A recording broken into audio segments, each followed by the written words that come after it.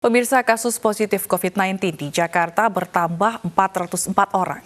Gubernur DKI Jakarta menyebut angka positif didominasi orang tanpa gejala hingga 66%. Masa transisi fase kedua ternyata kasus positif COVID-19 di ibu kota melonjak. Pekan kedua bulan Juli, angka positivity rate DKI Jakarta melonjak 2 kali lipat.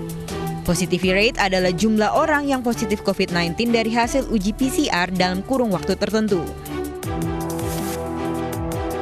Padahal di masa transisi fase pertama pada Juni lalu, positivity rate DKI Jakarta masih berada di bawah 5% sesuai ketentuan WHO, yakni di kasaran 3 hingga 4%. Tetapi semakin masifnya tracing digelar, memasuki pekan kedua bulan Juli, terjadi lonjakan hingga 10,5%.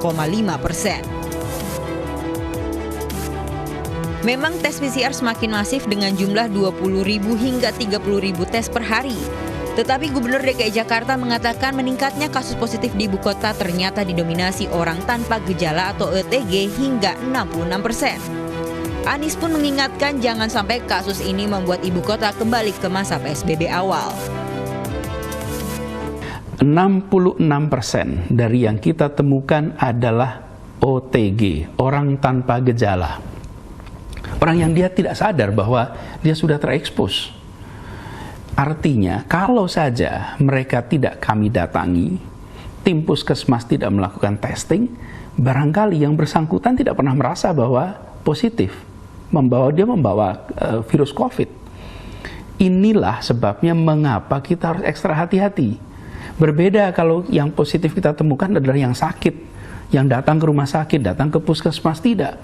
Ini 66% adalah orang yang kita temukan karena kita melakukan testing. Jakarta mengalami lonjakan kasus tertinggi. Saya ingatkan kepada semua, jangan sampai situasi ini jalan terus sehingga kita harus menarik rem darurat atau emergency brake. Bila itu terjadi, maka kita semua harus kembali dalam rumah. Kegiatan perekonomian terhenti, kegiatan keagamaan terhenti, kegiatan sosial terhenti. Kita semua yang akan merasakan kerepotannya bila situasi ini berjalan terus. Kasus positif COVID-19 di Jakarta sempat turun pada 10 Juli lalu, namun 11 Juli kembali meningkat, bahkan hari ini mencapai 404 kasus. Pemprov pun bergerak untuk melakukan tes COVID-19 dengan tracing. Selain itu, pihaknya juga mengawasi pergerakan massa di tempat umum seperti transportasi umum dan pasar tradisional karena ruang gerak yang sempit dan dipenuhi masyarakat. Aktivitas di ruang publik pun dibatasi seperti hari bebas kendaraan bermotor atau Car Free Day yang awalnya 32 titik di 5 wilayah DKI Jakarta kini menjadi 30 titik.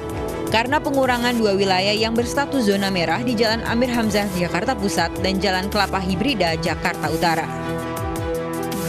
Tim Liputan iNews melaporkan.